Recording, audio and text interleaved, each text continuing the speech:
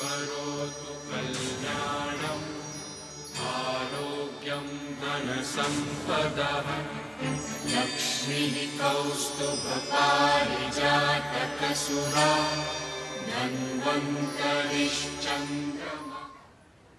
नमस्कार, आप देख रहे हैं हमारी खास पेशकश आयुष्मान भव। मैं हूं आपके साथ मीनाक्षी। अपने इस खास कार्यक्रम के माध्यम से हम आयुर्वेद पद्धति के जरिए उपचार के तरीके आपको घर बैठे बताने का प्रयास करते हैं। आज हम चर्चा करने जा रहे हैं मानसिक तनाव के बारे में। आयुष्मान भव कार्यक्रम में आज हम आपको आयुर्वेद के जरिए मानसिक तनाव को दूर करने का उपाय बताएंगे।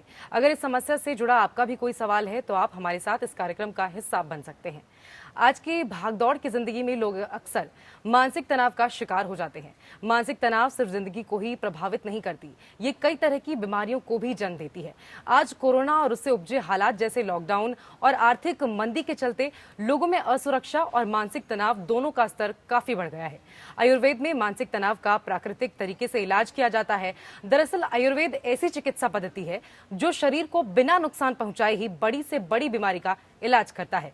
आयुर्वेद पारंपरिक खानपान और जीवन शैली पर जोर देता है और इनमें योग, व्यायाम और हर्बल उपचार भी शामिल है।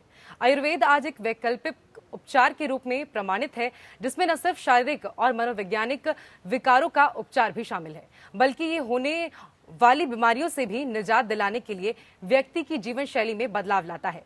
मानसिक रोगों के लिए तो आयुर्वेद रामबाण है। इसमें शिरोबस्ती और शिरोधारा जैसी प्रक्रिया से मानसिक विकार ठीक किए जाते हैं। साथ में कई तरह की जड़ी बूटियों का भी इस्तेमाल किया जाता है। आइए अब हम आपको हमारे खास मेहमान से परिचय करवाते हैं। आज हमारे साथ इस कार्यक्रम में आयुर्वेद विशेषज्ञ डॉक्टर रमाकांत यादव मौजूद हैं। डॉक्टर रमाकांत यादव वर्तमान में all India institute of Ayurveda में काया चिकित्सा विभाग के हेड के रूप में कार्यरत हैं। आप कई विश्वविद्यालयों में एग्जामिनर या परीक्षा पर्यवेक्षक के रूप में काम कर चुके हैं। कई अस्पतालों और कॉलेज के बोर्ड में भी आप शामिल हैं। डॉक्टर रमाकांत यादव को आयुर्वेद के श्रेष्ठ में उत्कृष्ट कार्य के लिए कई सम्मानों से भी नवाजा गया है। डॉक्टर रमाकांत यादव आयुर्वेद पर शोध पत्र और लेख लिखते रहे हैं। आयुर्वेद पर आपकी गहरी समझ है। तो ये था डॉक्टर रमाकांत यादव का परिचय। अगर आप मानसिक तनाव से संबंधित कोई भी सवाल करना चाहते हैं तो आप हमारे साथ इस कार्यक्रम का हिस्सा बन सकते हैं। फोन लाइंस खुल चुकी हैं। अब आप फोन करके अपनी समस्या हमें और हमारे डॉक्टर को बता सकते हैं। करोतु कल्याणम् आरोग्यं धनसम्पदः लक्ष्मीः कौस्तुभपारिजातकसुरा धन्वन्तरिश्चन्द्रमा। सबसे पहले तो डॉक्टर रमाकांत, आपका बहुत बहुत स्वागत है हमारे इस खास कार्यक्रम में। और इसी के साथ मैं आपसे पहला सवाल पूछना चाहती हूँ कि सबसे पहले तो ये बताइए कि मानसिक तनाव क्या है और मानसिक तनाव की समस्या कितनी गंभीर होती है। जी, देखिए ये जी आजकल ये प्रश्न जो है अपने आप में बहुत बड़ा प्रश्न है। और आजकल के जो परिप्रेक्ष्य में जो आजकल की माहौल चल रहा है, आजकल महामारी का माहौल चल रहा है, इस परिप्रेक्ष्य में तो मानसिक स्वास्थ्य की एक अच्छा रहना बहुत ही ज्यादा उपयोगी अब हो गया है। मानसिक तनाव कैसे होता है? ये एक सामान्य सा आप कह सकते हैं कि कोई भी चीज जो हमारे मन को अच्छी ना लगे किसी किस्म। आयुर्वेद का एक बड़ा ही सुंदर सा कॉन्सेप्ट है कि यदि आप जो आपके शरीर की जो इंद्रियां हैं उनको अगर सही से, जैसे आंखों को देखने के लिए अगर मान ली बहुत तेज रोशनी मिल गई या बिल्कुल कम रोशनी मिल गई, इसी तरह स्किन को कोई बहुत गर्म ऑब्जेक्ट टच कर गया, बहुत ठंडा ऑब्जेक्ट, तो जैसे ही आपका सामान्य चीज जो है डिस्टर्ब होती है वो स्ट्रेस करना शुरू कर देता है। तो जैसे ही मतलब आप कह सकते हैं कि ये जो समय होता है जिसको काल बोलते हैं आयुर्वेद में, अर्थ मतलब इंद्रियों के अर्थ होते हैं, और ये जो हमारे परिणाम जी इसको, ये अगर मान लीजिए आप इसको सही से नहीं मिला, जैसे आप अभी हम घर से बाहर निकलते हैं जी और बाहर बारिश होने लगती है तो हमारे मन में बरबस एक स्ट्रेस होता है कि अरे आज तुम्हें छाता घर बुलाया, या इस तरीके से जो है आता है। इसी तरह से अब जैसे कोरोना पैंडेमिक चल रही है तो बहुत से लोग जो है खाली इस बीमारी के आशंका से जो है बहुत से मानसिक प्रभावों से जा रहे हैं। बहुत से लोगों को एंजाइटी हो रही है, बहुत से लोगों को डिप्रेशन हो रहा है। तो स्ट्रेस जो है हमारे जो कोई भी एक छोटे मोटे कारण से भी स्ट्रेस हो सकता है। हमारे जॉब में अगर कोई असुरक्षा आ रही है तो हम उस जॉब को लेके स्ट्रेस में आ जाते हैं। तो ये आप कह सकते हैं कि स्ट्रेस हमारे जीवन का रोजमर्रा का हिस्सा है।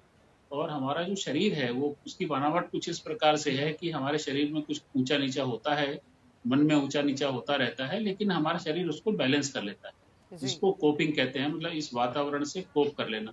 लेकिन अगर मान लीजिए जो कोप कर लेने वाली या उसके साथ तारतम्य में बैठा लेने की जो एक टेंडेंसी है, वो ना रहे, तो ये धीरे-धीरे करके स्ट्रेस में कन्वर्ट हो जाता है और इसी से मानसिक जी। तनाव का उत्पादन होता है। जी, डॉक्टर साहब, इस बीच हमारे एक दर्शक सुमित हैं जो औरंगाबाद से हमारे साथ जुड़ गए हैं। सुमित जी, बताइए क्या है आपकी समस्या? हाँ, देखिए 22 ईयर्स से है वो। 11 तक तो अच्छा पढ़ाई कर रहा था। अच्छा। जी, और 11th के बाद में उसका धीरे धीरे वो टेंशन क्या आता गया। फिर वो किसी ने बोला कि वो ADHD ये हो गया है, उसको अति उत्साहित जो जी, बोलते थे, जी, ऐसा कुछ हुआ है। तो उसको दिखाया तो ऐसा कुछ निकला नहीं है, लेकिन बहुत जी, ज्यादा टेंशन में रहता है, किरकिर करता है, मतलब चिड़चिड़ापन बहुत ज्यादा आ गया है जी। जी, और टेंशन तो नहीं लेता है। तो ये बताएं, बच्चा जो है अभी आपका 11th-12th में आया है ना? अभी तो वो फर्स्ट ईयर में आ गया है। फर्स्ट ईयर में आया। तो हाँ, पर वही वो है आगे पढ़ने की इसमें। इच्छा नहीं करता, बोलता मैं पढ़ूंगा नहीं, कुछ भी नहीं करूंगा, अभी नहीं पढ़ता मैं। जी, तो ये निश्चित रूप से अगर आप देखें तो कहीं न कहीं एक स्ट्रेस है, एंग्ज़ायटी ही है। उसको आगे आने की असुरक्षा है, आगे नौकरी मिलनी है, नहीं मिलनी है। इस तरह से जो है अपने आप को वो जो आज का वातावरण है उसके अनुरूप नहीं पा रहा है बच्चा। तो ऐसे में बच्चे को मानसिक पानी। एक सपोर्ट की ज़रूरत है, फैमिली के सपोर्ट की ज़रूरत है। और आप उसकी समस्याओं को समझ के उसके हिसाब से अगर आप उसको डील करेंगे, तो संभवतः इसमें आप बहुत सफलता पा सकते हैं। और अगर बच्चा इरिटेंट हो रहा है इस एज में, जब इस समय मान लीजिए आपका बच्चा 12वीं क्लास में है या फर्स्ट ईयर में है, ओके। उसकी उम्र लगभग जो है 18 साल 19 साल के आसपास होगी। तो आप इस स्टेज में बच्चों के बहुत से अपने आप कह सकते हैं मन में विचार चलते रहते हैं और उस विचारों को समझने की ज़रूरत है। बच्चे के साथ आपको तारतम्य बैठाने की ज़रूरत है। उसको आप अगर बात करेंगे, उसकी समस्याएँ जानने की कोशिश करेंगे, तो मैं समझता हूँ कि काफ़ी हद तक ये आप दूर कर सकते हैं। और अगर फिर भी नहीं होता है तो बहुत से कुछ किसी एक अच्छे आयुर्वेद के चिकित्सक के पास आप जाके उससे परामर्श भी ले सकते हैं और निश्चित रूप से आपकी समस्या सॉल्व हो पाएगी। नहीं, आपको भी मिल सकते हैं। बिल्कुल। बहुत बहुत जी, शुक्रिया सुमित जी आपका हमारे साथ जुड़ने के लिए। मैं उम्मीद करती हूँ आपको आपकी समस्या का समाधान यहाँ जरूर मिला होगा। डॉक्टर रमाकांत, आपसे मेरा दूसरा सवाल ये है कि आखिर जी। किन कारणों से मानसिक तनाव होता है, कौन सी वो वजह होती है जिसकी कारण कोई व्यक्ति मानसिक तनाव का शिकार हो जाता है? अ, एक बार अपना सवाल रिपीट करिए, थोड़ा-सा आवाज़ कुछ जी, डिस्टर्ब हो रही है। डॉक्टर रमाकांत, सवाल मेरा ये है कि आखिर वो कौन सी मुख्य वजह है जिसके वजह से कोई व्यक्ति मानसिक तनाव का शिकार हो जाता है? देखिए मानसिक तनाव की वजह आजकल सबसे अधिक देखिए जैसे यंग बच्चे हैं तो उनमें नौकरी की समस्या होना। दूसरा जो है परिवार में कोई इश्यूज़ रहना, जैसे मान लीजिए हस्बैंड वाइफ या फादर और सन या और भी जो परिवार में रिश्ते होते हैं उनमें इश्यूज़ रहना। जी, या आप जो डेली का स्ट्रेस है, ट्रैवलिंग का स्ट्रेस है, तो ये जो समस्याएँ हैं कहीं न कहीं यही आगे चल के अपनी सबसे जो आजकल ज़्यादा देखने में आ रहा है वो जॉब और उससे रिलेटेड और स्पेशली संबंधों में जो है हस्बैंड वाइफ के जो रिलेशंस हैं उनमें जो है ये समस्याएँ ज़्यादा देखने में। जी। रमाकांत जी, अगला सवाल मेरा आपसे ये है, देखिए जिस तरह से कोरोना ने एक के बाद एक कई देशों को अपने चपेट में ले लिया और जिस तरह से भारत जी। में भी कोरोना के कारण मार्च के बाद से ही लॉकडाउन लगा दिया गया, क्या आपको लगता है कि लॉकडाउन, कोरोना और आर्थिक मंदी भी क्या मानसिक तनाव को जन्म दे रहा है? बिल्कुल, देखिए ये तो कहीं न कहीं सामाजिक असुरक्षा तो है। बहुत से लोगों ने ये बहुत से आप सभी लोगों ने न्यूज़ चैनल्स में और अखबारों के माध्यम से हम सभी ने देखा कि किस तरह से जो है रोज़मर्रा के अपने कमाने और खाने वाले लोग जो हैं, वो अपने-अपने जी, रोज़गार से वंचित हो गए। रोज़गार से वंचित होने निश्चित रूप से जब एक आदमी का रोज़गार छूटता है, उसके रहने की जगह छूट जाती है, तो ये समस्या तो आनी ही है। और आपने देखा होगा कि कुछ लोगों ने डर से सुसाइड कर लिया। कुछ लोगों ने जो है घबराहट में जो है एक-दूसरे के ऊपर थोड़ा-सा अटैक से किए। तो इस तरह से जी, जो है चीज़ें ये भी हैं। कोरोना को लेके सोशल स्टिग्मा हुआ। आप किसी घर में किसी को कोरोना हो गया तो उस परिवार का पूरा बहिष्कार कर दिया। तो पूरा एक इस तरीके से जो एक समाज में स्टेटस पैदा हुआ, तो उससे निश्चित रूप से आप समझ सकते हैं कि ये जो महामारी है उसका स्ट्रेस बहुत सा शरीर पे आया है और प्रभाव पड़ा है, निश्चित रूप से प्रभाव। जी जी डॉक्टर साहब, मैं आपसे ये जानना चाहूंगी कि आयुर्वेद जी मानसिक तनाव की जी समस्या को कैसे देखता है? जी, ये तो बहुत ही अच्छा प्रश्न है। हमारे आयुर्वेद में जो है मानसिक तनाव के लिए अभी मैंने बताया कि हमारे यहाँ बहुत ही एक अच्छे कोटेशन दिए हुआ है। ये आप कालार्थ कर्मणा योगो हीन मिथ्या अतिमात्रिका ऐसे करके दिया है। काल, अर्थ और कर्म, ये 3 चीजें हैं। देखिए, जी काल होता है समय, मतलब आज कौन सा समय चल रहा है। अर्थ होता है जैसे हमारे आंखों से देखना, कानों से सुनना, इस तरीके से इसको इंद्रियों के अर्थ कहते हैं। इसी तरह से कर्म, जो हम अपने जो डेली एक्टिविटीज करते हैं, अगर इसमें कहीं पर भी एक नॉर्मल स्टेटस डिस्टर्ब होता है तो इसको जो है वो स्ट्रेस या एंजाइटी पैदा करता है। आयुर्वेद का ये बहुत ही सुंदर सा कॉन्सेप्ट है। तो इसीलिए है, मतलब छोटी सी छोटी चीज, अगर मान लीजिए कोई व्यक्ति है, थोड़ा सा आपको स्ट्रेस होता है तो आप उससे निजात पा लेते हैं, आप मन को समझा लेते हैं।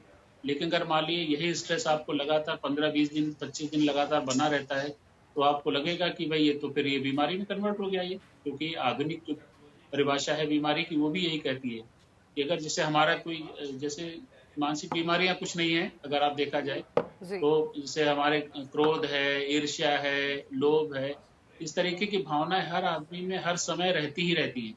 लेकिन अगर मान लीजिए जैसे वो हम क्रोधित होते हैं तो क्रोध पे हम काबू पा लेते हैं ना थोड़ी देर में। लेकिन अगर ऐसा हो कि हम क्रोध कर गए और क्रोध करके हम 15 दिन जो है क्रोध में ही रहें, तो निश्चित रूप से हमको इलाज की जरूरत पड़ेगी। तो मतलब एक जो मानसिक रोगों का बैरियर है, वो जैसे ही यहाँ 1-2 हफ्ते एक जैसा मूड बना रहता है, तो वो धीरे धीरे वो मानसिक रोगों में कन्वर्ट होता रहता है। तो ये जो कॉन्सेप्ट है आयुर्वेद का, ये बहुत ही सुंदर कॉन्सेप्ट है, जिसमें कि आप इसको बहुत सामान्य भाषा में समझ सकते हैं। डॉक्टर साहब, आपसे मैं ये जानना चाहूंगी कि मानसिक तनाव के जी। लक्षण क्या-क्या होते हैं? मानसिक तनाव के देखिए लक्षण हैं, जैसे रेस्टलेसनेस आप कह सकते हैं, जी जैसे बेचैनी सी बने रहना, नींद का डिस्टर्ब हो जाना, हमारी जो नींद का साइकिल है वो डिस्टर्ब हो जाएगा। थोड़ी सी घबराहट सी कभी कभार होना, कभी अचानक जो है आप कह सकते हैं कि जैसे वो चिल्लाने को मन करे, उस प्रकार से जो है मन में आना। और ये जो है, और एक जैसे बात बात पर बहुत ज्यादा इमोशनल हो जाना, ये भी एक स्ट्रेस का ही बहुत जी बड़ा लक्षण है। तो ये कुछ सामान्य 4-5 लक्षण हैं जिनसे हम, और अगर आप मान लीजिए आप अपने काम में मन ना लगा पा रहे, तो ये जी भी एक बड़ा लक्षण है जिससे कि ये हम जान सकते हैं कि व्यक्ति मानसिक तनाव से पीड़ित है। और इन लक्षणों के जी अलावा कुछ और भी लक्षण एसोसिएटेड होते हैं, मतलब साथ में लगे हुए होते हैं। जैसे कुछ, जैसे एक कंडीशन होती है फाइब्रोमाइल्जिया, तो फाइब्रोमाइल्जिया भी एक प्रकार, मतलब अकारण जो है शरीर में दर्द बने रहना। आयुर्वेद में हम इसको अंगमर्द की भाषा में बोलते हैं कि अंगमर्द हो रहा है। तो आपको ये नहीं लगेगा कि किस कारण से हो रहा है, लेकिन एक शरीर में दर्द बना रहता है, और ये दर्द लगभग मान लिए महीना भर, 1.5 महीना, 2 महीना भी बना रह सकता है। तो ये जो इस तरह से जो लक्षण पैदा होते हैं हमारे, वो हम कहते हैं कि ये मानसिक स्ट्रेस के पश्चात है या मानसिक तनाव के पश्चात है। जी बिल्कुल। डॉक्टर साहब, मैं आपसे ये जानना चाहूंगी कि मानसिक तनाव का आयुर्वेद के जरिए किस तरीके से इलाज होता है? लेकिन इससे पहले देखिए हम मैं लोग, डॉक्टर साहब, हमारे दर्शक हमारे साथ जुड़े हुए हैं। दीपक जी बुलंदशहर जी से हमारे दर्शक जुड़े हैं। दीपक जी, बताइए क्या है आपकी समस्या? हाँ डॉक्टर साहब, मेरा सवाल यह है कि मैं जो भी कोई काम करना चाहता हूँ, मतलब अच्छा करना चाहता हूँ बेस्ट वाला, तो जी लेकिन जब वो काम मेरी एक्सपेक्टेशन के मुताबिक नहीं होता तो थोड़ा स्ट्रेस होता है। ऐसा क्यों होता है जी। कि जो मेरी अपेक्षा है उसके अकॉर्डिंग नहीं होता, तो ऐसा तनाव क्यों होता है, तो उसकी वजह क्या है? हाँ, हाँ, आपकी आवाज थोड़ी सी, या तो जो है आप अपना माइक थोड़ा जो है उसमें दूर करके बोलेंगे तो अच्छा रहेगा। तो मेरा सवाल ये है कि मैं चाहता हूँ कि जो मेरा जो काम है, जो भी मैं काम करना चाहता हूँ वो अच्छी तरह से हो, जी लेकिन जब वो मतलब मेरी एक्सपेक्टेशन के मुताबिक नहीं होता तो स्ट्रेस होता है। जी जी। तो ये क्यों? तो इसमें देखिए ऐसा है कि ये कहीं ना कहीं ये भी एक मानसिक तनाव का ही लक्षण लगता है। और एक बार आपको जो है पूरी तरह से थोड़ा सा, अगर आप अपनी लाइफ में थोड़ा सा करेक्शन कर पाएं, लाइफ स्टाइल में थोड़ा सा करेक्शन कर पाएं, स्पेशली अगर आप थोड़ा सा जो है ध्यान है, योग है, प्राणायाम है, इस तरीके की चीज़ों को अपनी लाइफ में शामिल कर लें। और ये बहुत आसान है, बहुत जगह पे आप इसको सीखने के लिए आपको मिल जाएगा। किसी एक अच्छे ट्रेनर से ही सीखिए, क्योंकि जो है गलत सीखना वो बिल्कुल अपनी जगह पे ठीक नहीं है। तो आप किसी अच्छे ट्रेनर से थोड़ा-सा योग है, ध्यान है, प्राणायाम, ये 3 चीज़ों के बारे में अगर आप थोड़ा-सा सीख लेंगे और अपनी लाइफ में इसको शामिल करिए। थोड़ा-सा अपना खान-पान, रहन-सहन उसमें भी आप सुधार करने की कोशिश करिए। ऐसा लगता है कि कहीं न कहीं वो आपकी जॉब से रिलेटेड या कोई है या आपके जो समस्याएँ हैं वो वहाँ से संबंधित लगती हैं। तो आप इसको जो है थोड़ा-सा ध्यान में रख के और ब्रीथिंग एक्सरसाइज़ पे बहुत ज़्यादा फ़ोकस करिए। तो उससे क्या होगा कि आपकी जो समस्या है काफ़ी हद तक जो आप करना चाहते हैं, जो चीज़ें हैं, वो चीज़ें धीरे-धीरे बेहतर होनी शुरू हो जाएँ। बिल्कुल, बहुत-बहुत शुक्रिया दीपक जी, आप हमारे साथ जुड़े और अपनी अपनी समस्या बताई। मैं उम्मीद करती हूँ आपको आपकी समस्या का समाधान यहाँ ज़रूर मिला होगा। और डॉक्टर साहब, मैं आपसे ये जानना चाह रही थी कि मानसिक तनाव जी। का आयुर्वेद के ज़रिए किस तरीके से इलाज किया जाता है? जी, देखिए ऐसा है, इलाज हमारे यहाँ देखिए 3 तरह होते हैं। कोई भी इलाज हो, चाहे शारीरिक हो, मानसिक हो, जी, तो 3 उसके हैं। एक तो आहार है, विहार है और औषधि है। तो आप जी, इससे देखेंगे कि जो है तीसरे नंबर पे औषधि आती है। तो जब हम सबसे पहला तो करते हैं कि जो निदान की ही बात करते हैं कि सबसे पहले हम लोग हिस्ट्री लेते हैं पूरी प्रॉपर, उसको रूल आउट करने की कोशिश करते हैं कि कारण क्या है। अगर कारण पता लग जाता है, जब कारण पता लगते ही फिर हम लोग उस कारण पे काम करते हैं और रोगी को ठीक कर पाते हैं। जी, अगर मान लीजिए वो कारण जैसे मान लीजिए खाने से संबंधित है या उसके रहन-सहन से संबंधित है, वो चीज़ें भी अगर सामने आती हैं, तो हम लोग उसका भी निराकरण करते हैं, उसको भी हम लोग एडवाइस करते हैं, खाने के बारे में एडवाइस करते हैं, रहन-सहन के बारे में या लाइफ़स्टाइल जो है उसके बारे में एडवाइस करते हैं। और फिर आती हैं औषधियाँ। औषधियों में देखिए हम लोगों के यहाँ किसी भी एक मान्यता प्राप्त संस्थान से या मान्यता प्राप्त चिकित्सक के पास जाएँ और उससे जाकर के डिस्कस करें, डिस्कस करने के बाद ही अपनी औषधियाँ चूज़ कीजिए। औषधियों में ये होता है कि औषधियाँ जैसे मान ली हमारे यहाँ आयुर्वेद में 2 तरह की चिकित्सा प्रणाली बहुत प्रचलित है। एक तो हम लोग औषधियाँ देते हैं, दवा जैसे मान लीजिए कोई व्यक्ति आता है, उसको दवा देते हैं और उसकी समस्या जी, ठीक होती है। दूसरा है उसका शोधन कराना, जिसको पंचकर्म चिकित्सा भी कहते हैं। तो जब मतलब उससे क्या होता है कि हम लोग दोषों सही, को थोड़ा शरीर से मतलब शरीर की सफाई, आप एक सामान्य भाषा में अगर कह लें, जी, तो हम लोग शरीर की सफाई करते हैं। शरीर की सफाई जी। और इसी तरह से अभी आपने जैसे थोड़ी देर पहले नाम लिया था, कि शिरोधारा और शिरोवस्ती जो जी, ऐसी बिल्कुल। प्रक्रियाएँ होती हैं, डॉक्टर साहब, ये भी इससे बताइए हमारे हाँ, दर्शकों को कि शिरोबस्ती जी, और शिरोधारा से तनाव का इलाज कैसे किया जाता है? जी। देखिए ये एक तनाव का मुख्य संबंध जो है हमारे मन से है। मन कह जी, सकते हैं या ब्रेन कह सकते हैं। ब्रेन का एक जो एक्टिविटी है वही मन का काम होता है। तो और ब्रेन जो है अगर मान लीजिए एक आयुर्वेद में बताया गया है कि जो हमारा है ये ब्रेन है, वही एक सबको नियंता है, मतलब सबको नियंत्रण कर रहा है। शरीर में जो है, इस तरह से जो है आप उसको मान के चलते हैं। और जब ऐसी कोई समस्या आती है तो जो शिरोवस्ती और शिरोधारा वगैरह हैं, ये विशेष प्रक्रियाएँ हैं।